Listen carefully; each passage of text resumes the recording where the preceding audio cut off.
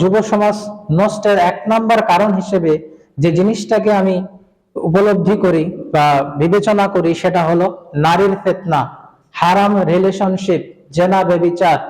এই বিষয়গুলোতে আকৃষ্ট হয়ে পতিত হয়ে যুবকরা সবচেয়ে বেশি ধ্বংসের দিকে নিপতিত হচ্ছে। সহিহ বুখারী 5094 নম্বর হাদিস, قال رسول الله صلى الله عليه وسلم ما تركت بعدي فتنة أضر على الرجال من النساء। আমার উম্মতের পুরুষদের জন্য নারী অপেক্ষা অধিক ক্ষতিকর কোনো ফিতনা আমি রেখে যাইনি। অর্থাৎ পুরুষদের জন্য নারী, যারা খারাপ নারী, এরা হচ্ছে পুরুষদের জন্য ফিতনা স্বরূপ। কারণ পুরুষরা এই নারীদের ফিতনায় পতিত হয়ে তারা তাদের দুনিয়াবী জীবনটাকে ধ্বংস করবে, যার কারণে তারা আখিরাতে শাস্তির মুখোমুখি হবে। তাই আল্লাহ রাসূল নারীদেরকে পুরুষদের জন্য সবচেয়ে বড় ফিতনা বলে উল্লেখ করেছেন। আর ইসলাম জেনা, ব্যভিচার, হারাম রিলেশনশিপ এর প্রতি এতটা কঠোর যে ইসলাম শুধু জেনা করতে নিষেধ করে নাই, বরং জেনার নিকটবর্তী হতেও নিষেধ করেছে। সূরা বনী ইসরাইল সূরা নম্বর 17 আয়াত নম্বর 32 আল্লাহ বলেন, ওয়ালা তাকরাবুস জিনা, তোমরা জেনা নিকটবর্তী হয়ো না, ইন্নাহু কানা ফাহিশাতাও ওয়া সাআ সাবিলা, এটা অশ্লীল এবং নিকৃষ্ট কাজ। অর্থাৎ ইসলাম জেনার প্রতি এত কঠোর যে ইসলাম এটার বিধান দিচ্ছে যে তোমরা জেনার নিকটবর্তী হয়ো না। কেন? এটা অশ্লীল এবং নিকৃষ্ট কাজ বলে। সিলসিলা সহিহা 370 নম্বর হাদিস, একদা এক যুবক আল্লাহ রাসূল সাল্লাল্লাহু আলাইহি ওয়াসাল্লামের নিকট এসে বলল, হে আল্লাহ রাসূল, আমাকে ব্যভিচার করার অনুমতি দিন।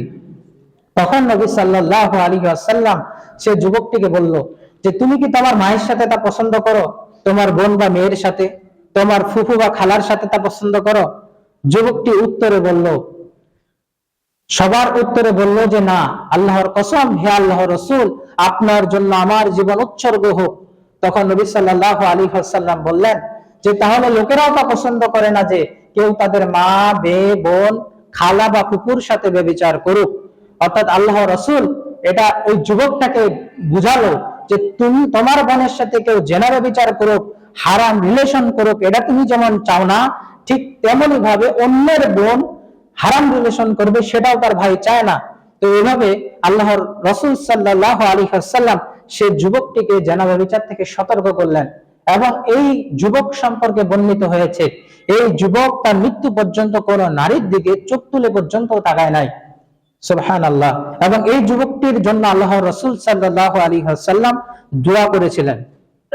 তাহলে আমরা বুঝতে পারলাম যে ইসলামে জেনা ব্যভিচারকে কঠোরভাবে হারাম, অবৈধ বলে ঘোষণা করা হয়েছে। এখন আসা যাক যে জেনা ব্যভিচার এটা কি কিভাবে হতে পারে। শুধু কি গোপনাঙ্গের মাধ্যমে জেনা হয়, নাকি জেনার বিভিন্ন কোয়ালিটি রয়েছে? সহিহ মুসলিমের হাদিস 6513 নম্বর, আল্লাহ রাসূল সাল্লাল্লাহু আলাইহি ওয়াসাল্লাম বলেন যে দু চোখের জেনা হলো দৃষ্টিপাত করা, দু কানের জেনা হলো শ্রবণ করা, জিহ্বার জেনা হলো কথোপকথন করা, হাতের জেনা হলো স্পর্শ করা, পায়ের জেনা হলো হেঁটে যাওয়া, অন্তরের জেনা হলো আকৃষ্ট বাসনা করা এবং লজ্জাস্থান তা বাস্তবায়িত করে অথবা মিথ্যা প্রতিপন্ন করে। চোখের জেনা কিভাবে হয়? আপনি রাস্তা দিয়ে হাঁটতেছেন, হঠাৎ আপনার সামনে একটা মেয়ে চলে আসলো। এখন আল্লাহ যে কোরআনে বলেছেন চোখকে হেফাজত করার কথা, আপনি এখন আপনার চোখটাকে হেফাজত না করে সেই নারীর দিকে তাকিয়ে সেই নারীর সৌন্দর্যটাকে উপভোগ করলেন, তাহলে এটা চোখের জানা হয়ে গেল। ফেসবুক চালাচ্ছেন, হঠাৎ করে একটা মেয়ের ছবি চলে আসলো, আপনি আপনার নফসকে কন্ট্রোল না করতে পারে সেই মেয়ের সৌন্দর্যটা উপভোগ করলেন, তাহলে এটাও আপনার চোখের জানা হলো। তারপরে আপনি যে নন মাহরামদের সাথে মোবাইলে কথা বলছেন, আপনার ক্লাসমেট, মেয়ে বান্ধবী, তার সাথে যে কথা বলছেন, এই কথা বলাটা এটা জিহ্বার জানা। কেননা কোন নন মাহরামের সাথে আপনি অপ্রয়োজনীয় কোনো কথা বলতে পারবেন না, এর অনুমতি ইসলাম আপনাকে দেয় নাই। তাহলে এভাবেই অঙ্গ প্রত্যঙ্গের মাধ্যমেও জেনা ব্যভিচার এটা হয়ে থাকে। আর আল্লাহ রাব্বুল আলামিন এর নিকটে আমাদের যে অঙ্গ প্রত্যঙ্গ গুলো রয়েছে, এই যে হাত, পা, শরীরের চামড়া পর্যন্ত, এবং আমরা যে মাটিতে দাঁড়িয়ে আছি, যে মাটিতে চলাফেরা করি, এই মাটি পর্যন্ত কিয়ামতের দিন আল্লাহ রাব্বুল আলামিনের নিকটে সাক্ষ্য প্রদান করবে। সেই দিন আমাদের মুখে মোহর বেঁধে দেওয়া হবে এবং আমাদের অঙ্গ প্রত্যঙ্গ গুলো সেদিন আমাদের বিরুদ্ধে আল্লাহ রাব্বুল আলামিনের নিকটে সাক্ষ্য প্রদান করবে। আল্লাহ রাব্বুল আলামিন সেই দিন থেকে আমাদেরকে হেফাজত করুক এবং সেই দিনে এই রকম কঠিন পরিস্থিতির সম্মুখীন যাতে আমাদেরকে না হতে হয়, আমিন।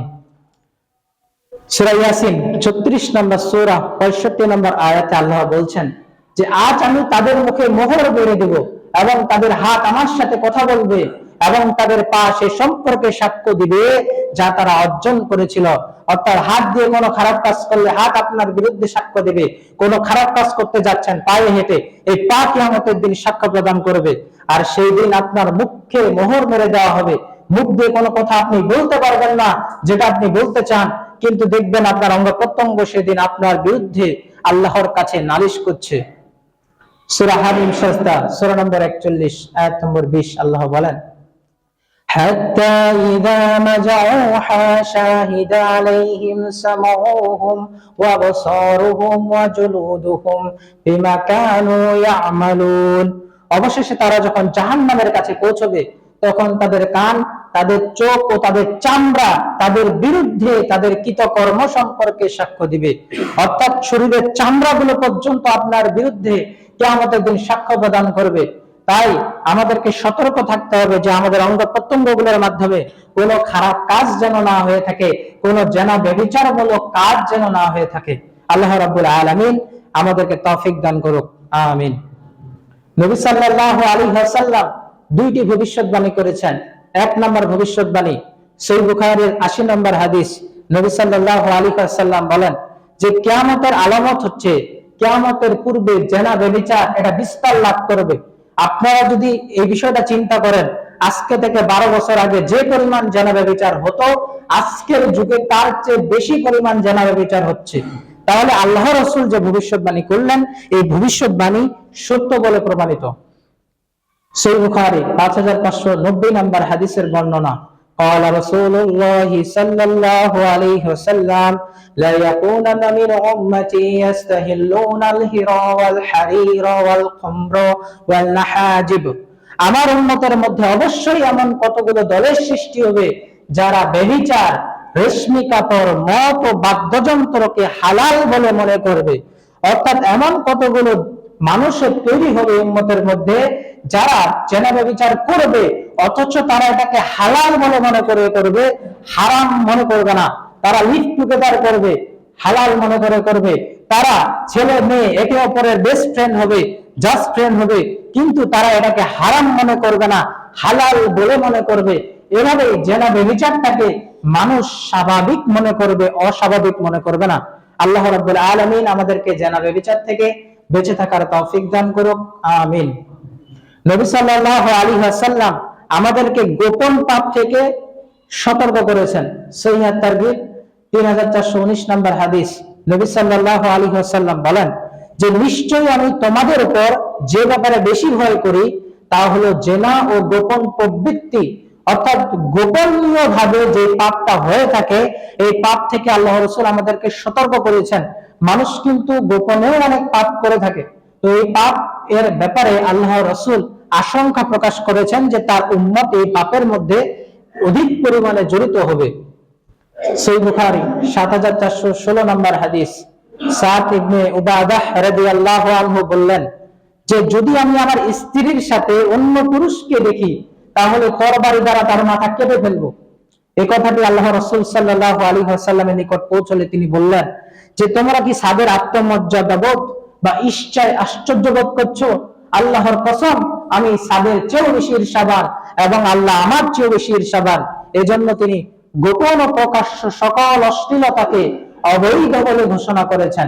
অর্থাৎ ইসলামে প্রকাশ্যে জেনা করাটা যেমন হারাম, ঠিক তেমনি ভাবে আপনি যদি গোপনে কোনো পাপ করেন, গোপনে জেনা করেন, তাহলে এই গোপন পাপটাকেও ইসলাম হারাম বলে, অবৈধ বলে ঘোষণা করেছে। আল্লাহ রাব্বুল আলামিন আমাদেরকে প্রকাশ্য এবং গোপন জেনা ব্যভিচার থেকে বেঁচে থাকার তৌফিক দান করুক, আমিন। আর আমাদের যুবক ভাইয়েরা দেখা যায় সামনে ভ্যালেন্টাইন ডে আসতেছে, ভালোবাসা দিবস আসতেছে, তারা কি করবে? তারা তাদের বান্ধবীদেরকে নিয়ে ঘুরতে যাবে বিভিন্ন পার্কে, রেস্টুরেন্টে। পীরগঞ্জে এখন ফাস্টফুডের দোকানের অভাব নাই, তারা কি করবে? ফাস্টফুডের দোকানে চলে যাবে আর ফাস্টফুডের দোকান তো সবসময় ফাঁকা থাকে না, ভর্তি থাকে। অনেক ফাস্টফুডের দোকান আছে যেখানে মানুষই যায় না। তো এই ফাস্টফুডের দোকানগুলোতে যায়, তারা কি করবে? তারা বিভিন্ন খারাপ কাজ করবে। তা আল্লাহ রাব্বুল আলামিন তাদেরকে হেদায়েত দান করুক, আমিন। এই বিষয়গুলো আসলে কেন হচ্ছে? কারণ যুব সমাজের ভিতর থেকে লজ্জা বলতে একটা যে জিনিস রয়েছে, লজ্জাটাই হারিয়ে গেছে। তারা লজ্জা করে না। তারা দেখবেন ভালোবাসার দিবসের দিনে তারা দেখবেন রাস্তাঘাটে ঘুরে বেড়াচ্ছে তাদের চাচা, তাদের বাবার বয়সী মানুষদের সামনে তারা ঘুরে বেড়াচ্ছে। কেন ঘুরে বেড়াচ্ছে? কারণ তাদের ভিতর থেকে লজ্জা জিনিসটাই হারিয়ে গেছে। নাউযুবিল্লাহ। সহিহ মুসলিমের 60 নম্বর হাদিস, قال رسول الله صلى الله عليه وسلم والحياء شعبة من الإيمان। লজ্জা ঈমানের একটি বিশেষ শাখা। সহিহ বুখারী হাদিস নাম্বার 6120। নবী সাল্লাল্লাহু আলাইহি ওয়াসাল্লাম বলেছেন, পূর্ববর্তী নবীদের নসিহত থেকে মানুষ যা লাভ করেছে তার একটা হলো, যদি তুমি লজ্জা না করো তবে তুমি যা ইচ্ছা তাই করো। অর্থাৎ যে ব্যক্তির লজ্জা নাই সে তো লজ্জাহীনতার পরিচয় দিবেই, সে তো বেলজ্জার মতো কাজ করবেই, সে তো তার বাচ্চাদের বয়সী মানুষের সামনে তার বান্ধবীর সাথে হাত ধরে ঘুরে বেড়াবেই, সে তো ভ্যালেন্টাইন ডে পালন করবেই, সে তো রাস্তাঘাট থেকে ফুল নিয়ে তার বান্ধবীকে ফুল দিবেই। কারণ তাদের ভিতরে লজ্জা জিনিসটাই নাই। আর আল্লাহ রাসূল আমাদেরকে সতর্ক করেছেন যে আমরা যেন নিজেদের পাপটাকে প্রকাশ না করি। অর্থাৎ আমরা ধরেন কোন একটা পাপ করেছি, কোন একটা জেনা ব্যভিচার করে ফেলেছি, এখন এই পাপটা আমি আবার মানুষের সামনে জাহির করলাম যে আমি এই কাজ করেছি, মানে আমি আমাকে জাহির করতেছি আর তাকে উৎসাহ প্রদান করতেছি যে দেখো আমি তো এতগুলো মেয়ের সাথে জেনা করেছি, মানে ও নিজেকে জাহির করতেছে, ফেসবুকে স্ট্যাটাস দিচ্ছে ইন রিলেশনশিপ, সেইভাবে নিজেকে জাহির করতেছে। সহিহ বুখারী 6069 নম্বর হাদিস, قال رسول الله صلى الله عليه وسلم কুল্লু উম্মতি মুআফান। আমার সকল উম্মতকে maaf করা হবে, ইল্লাল মুজাহিরিন, তবে প্রকাশকারী ব্যতীত। অর্থাৎ যারা এই জেনা করছে, জেনা করার পরে আবার প্রকাশ করে দিচ্ছে ফেসবুকে ইন রিলেশনশিপ স্ট্যাটাস দেওয়ার মাধ্যমে, অথবা সে তার বন্ধুদের কাছে সে যে জেনা করেছিল এই জেনাটাকে প্রকাশ করে দিচ্ছে, তাকে উৎসাহ প্রদান করছে, এই সমস্ত ব্যক্তিদেরকে কিন্তু ক্ষমা করা হবে না। কেননা তারা পাপের প্রসারণকারী, পাপের বৃদ্ধি প্রদানকারী, পাপে উৎসাহ প্রদানকারী, যার কারণে তাদেরকে কিন্তু ক্ষমা করা হবে না। আল্লাহ রাব্বুল আলামিন আমাদেরকে এই সমস্ত অশ্লীলতা থেকে বেঁচে থাকার তৌফিক দান করুক, আমিন। আর এই যে দিবসগুলো রয়েছে, জন্মদিন, ভ্যালেন্টাইন ডে, আজকে 7 তারিখ, আজকে নাকি গোলাপ দিবস, রোজ ডে, এই দিবসগুলো কি পালন করা যাবে কি যাবে না? এই দিবসগুলো কিন্তু ইহুদি খ্রিস্টানদের থেকে এসেছে। এই দিবস কিন্তু মুসলমানরা কখনোই পালন করে নাই। সুনানে আবু দাউদ 4031 নম্বর হাদিসের বর্ণনা, قال رسول الله صلى الله عليه وسلم من تشبث بقوم فهو منهم। যে ব্যক্তি বিজাতীয়দের সাদৃশ্য অবলম্বন করবে সে তাদের দলভুক্ত বলে গণ্য হবে। অর্থাৎ আপনি যদি বিজাতীয়দের সংস্কৃতিকে মুসলিমদের সংস্কৃতি মনে করে পালন করেন তাহলে আপনি তাদের মধ্যে গণ্য হবেন।